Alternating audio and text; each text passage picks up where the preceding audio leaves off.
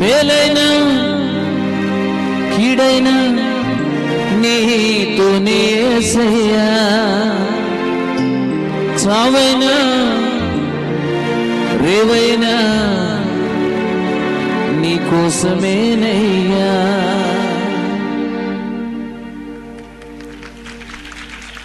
హల్లెలూయా. చావో రేవో తేల్చుకోవలసిన రోజుల్లో ఉన్నారు క్రైస్తవులు. ఆమేన్.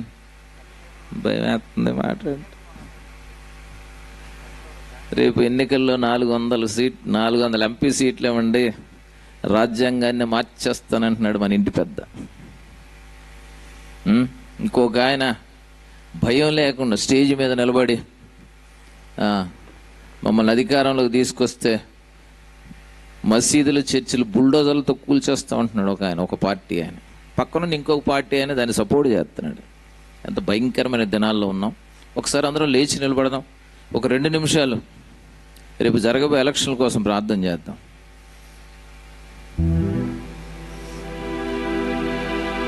సందర్భం వచ్చింది కాబట్టి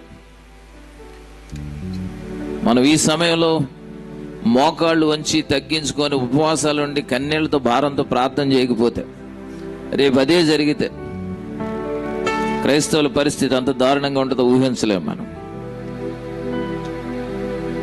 అందరూ ఒక క్షణం కళ్ళు మూసుకోండి, 2 చేతులు పైకెత్తి, ప్రభువా ఒక మంచి ప్రభుత్వాలు ఇవ్వు, ఎలక్షన్లోకి ఎదుర్కోబోతున్నాం.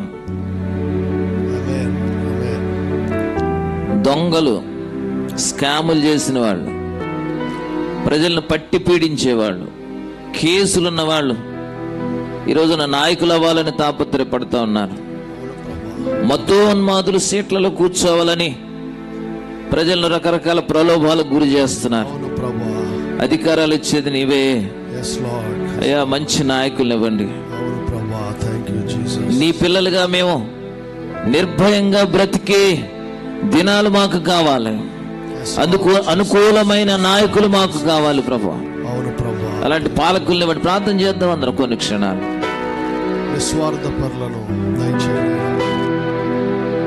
శబ్దం రానివ్వండి. ఇంతమంది కలిసి ఏక మనసుతో భారంతో ప్రార్థన చేస్తే దేవుడు నిర్లక్ష్య పెట్టే దేవుడు కాదు. వాళ్ళ మన దేశవ్యాప్తంగా దేవుని పిల్లలు భారంతో ప్రార్థన చేస్తూ ఉన్నారు. మనం కూడా చేయాలి. ప్రార్థన చేయండి. ప్రభువా నా దేశాన్ని స్వస్థపరచు, నా దేశాన్ని రక్షించు, స్వార్థపరుల చేతుల్లో నుంచి, మతోన్మాదుల చేతుల్లో నుంచి విడిపించు నా దేశాన్ని. ఎక్కడ చూసినా సువార్త ప్రకటనకు ఆటంకాలు జరుగుతున్నాయి. నా పేరు పెట్టబడిన జనులు ప్రార్థన చేస్తే ఆయన దేశాన్ని స్వస్థపరుస్తాడు. అందరం కూడా వాగ్దానాన్ని మనం గుర్తు చేసుకొని ప్రార్థన చేద్దాం. తగ్గించుకొని చెడు మార్గములు విడిచి పశ్చాత్తాపంతో ప్రార్థన చేద్దాం. 15 రోజులు చాలు, దేవుడు తారుమారు చేయగలడు.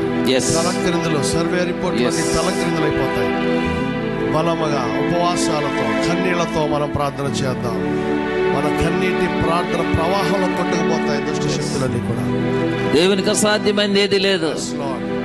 ఈ సర్వేలు, ఈ అంచనాలన్నిటినీ ఒక్క క్షణంలో ఉల్టా పల్టా చేయగలడు దేవుడు. ఆయన నీకు విరోధంగా రూపబడిన ఏ ఆయుధం వర్తిల్లదు.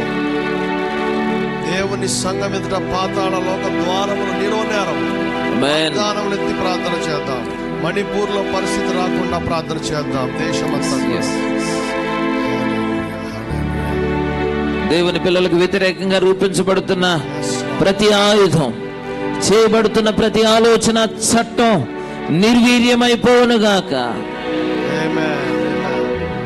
వేదనతో చేయబడుతున్న మన ప్రార్థనలు దేవుని కరుణా పీఠము దగ్గరకు చేరునుగాక. ప్రార్థన చేయండి. శోధనలో ప్రవేశించకుండా ఉండాలంటే, శత్రువుల చేతిలో మనం బానిసలుగా మారకుండా ఉండాలంటే మేలుకోగలిగి ఇప్పుడే ప్రార్థన చేయాలి. చేతులు కాలక ఆకులు పట్టుకోవడం కాదు. హల్లెలూయా, హల్లెలూయా. న్యాయాధిపతి యేసయ్యా, న్యాయము తీర్చగరావయ్యా. న్యాయాధిపతి యేసయ్యా, న్యాయము తీర్చగరావయ్యా.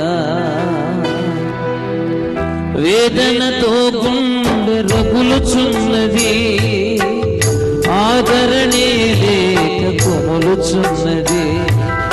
బాధల వలయాన చిక్కి రోదన చే బహుగా సొక్కి మనసు మోగగా మూలుగుచున్నది, మనసు మోగగా మూలుగుచున్నది. పడదాం. న్యాయాధిపతి యేసయ్యా, న్యాయము తీర్చగరావయ్యా. న్యాయాధిపతి యేసయ్యా,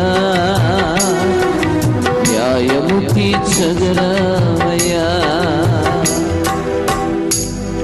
ఆయన పిల్లలు మోకాళ్ళ మీదికి వంగితే దేవుడు తన పిల్లల పక్షాన్ని లేచి నిలబడతాడు. ఆయన లేస్తే ఆయన ముందు ఎవ్వడు నిలబడలేడు. ప్రభువాని పాదాలకు వందనాలు. ఈ శ్రేష్టమైన మంచి సమయంలో ఆయన భారంతో మా దేశం కొరకు ప్రార్థన చేసి ఆలోచన ఇచ్చావు. ఎంతమందికి కానీ పిల్లలు ఆయన ప్రతిరోజు జరుగుతున్న సంఘటనలు చూస్తున్నాం. నీ పిల్లలకు వ్యతిరేకంగా ప్రజలు ఎలా లేస్తున్నారు, ఆయన పిల్లలకు వ్యతిరేకంగా ప్రభుత్వాలు ఎలాంటి చట్టాలు చేయాలని చూస్తూ ఉన్నాయో మీరు చూస్తూ ఉన్నారు. నాయన కనికరించండి. రాబోయే ఎన్నికలు మాకెంతో కీలకమైనవి. నువ్వు దేన్నైనా సాధ్యపరచగలిగిన వాడు. ప్రజల అంచనాలు, సర్వేలన్నిటిని తల్లక్రిందులు చేసి నీకిష్టమైన నాయకులను నిలబెట్టండి ప్రభు. నీ పిల్లలు స్వేచ్ఛగా స్వతంత్రంగా బ్రతకడానికి, స్వార్థ ప్రకటనకున్న ప్రతి ఆటంకం తొలగిపోవడానికి, ఆయన నీ మందిరాల్లో స్వేచ్ఛగా ఆరాధన చేసుకునే ఆ స్వాతంత్ర్యాన్ని నీ బిడ్డలు కలిగి ఉండడానికి అనుకూలమైన ప్రభుత్వాలు మీరు దయచేయండి. నీకే మా వెన్నపాలు అర్పిస్తూ యేసే ఘననామాలు వేడుచున్నాము తండ్రి. ఆమేన్. దయచేసి కూర్చోండి.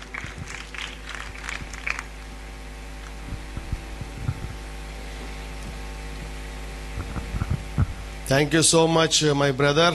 నిజంగా నేను చెప్దాం అనుకున్నది దేవుడు ఆత్మ ప్రేరేపణ ద్వారా స్టీవెన్ సన్ గారితో చెప్పించారు. ఈరోజు నేను ఈ మనవి మరి ఆయన ప్రసంగానికి ముందు నేను చేయాలనుకున్నాను.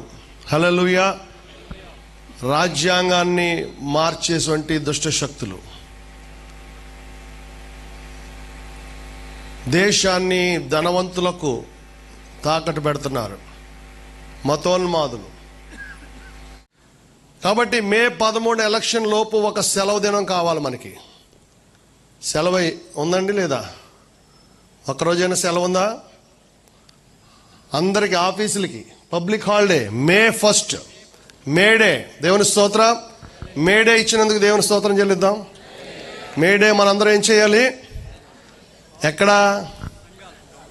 బెడ్రూమ్లో కాదు, ఎవరి గుడికి వాళ్ళు వెళ్ళి. పాస్టర్లందరినీ నేను బ్రతిమాలుకుంటూ ఒక వీడియో పెట్టాను నిన్నటి దినం. నాకేదో పేరు వచ్చేద్దని నన్ను చూసి ఎవరు కూడా అసూయపడొద్దు. ఏదో 5 రొట్టెలు 2 చేపలు పట్టుకున్న చిన్న పిల్లోడిని అనుకోండి. నేను అనేక వేల మందికి ఆశీర్వాదంగా ఉన్నాను. తర్వాత ఆ బిడ్డ పేరు కూడా లేదు బైబిల్లో. హల్లెలూయా. ఎందుకంటే ఎవరో ఒకరు పూనుకోవాలి దీనికి.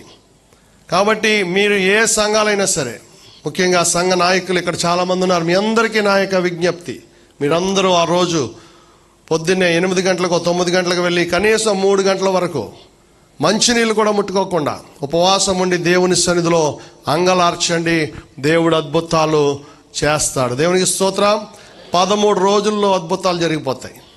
హల్లెలూయా. కాబట్టి ఎవరి సంఘంలో వాళ్ళు, దీనికి ఏ లైవ్లు అక్కర్లేదు, జూములు అక్కర్లేదు, ఎటువంటి సోషల్ మీడియా వద్దు. ఎవరి గుడికి వాళ్ళు వెళ్ళి మీ పాస్టర్ గారు చెప్పినట్టుగా మీరు మోకరించండి అంతే.